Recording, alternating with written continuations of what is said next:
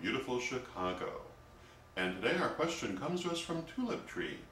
And Tulip Tree asks, with interesting phraseology, how one would defend the charge of the goddess when the injunction to practice skyclad worship is largely ignored, and how other injunctions in the charge can then be taken seriously. And this is a complicated question with a complicated answer. The charge of the goddess originally comes from the Vangelo delle Streghe, which was published in 1899. In that volume it's described as the charge of Aradia, who is the specific goddess from whom the original charge came. And it was directed at her followers, and over the years the charge of the goddess has been drastically expanded and altered to suit other traditions. And those different traditions have added, subtracted, and changed many different parts of the charge to fit their particular needs, which I think is just fine. There is even a Karelian version of the charge of the goddess, and virtually every tradition has its own version.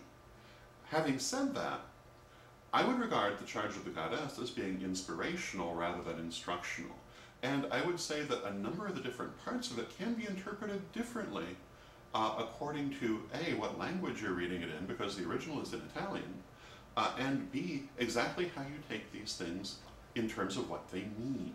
For example, to me, the injunction to be naked in your rites doesn't necessarily refer to clothing.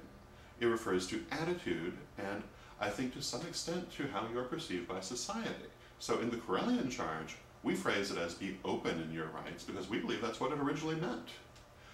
And you'll find other people who will vehemently disagree with us because they have other interpretations.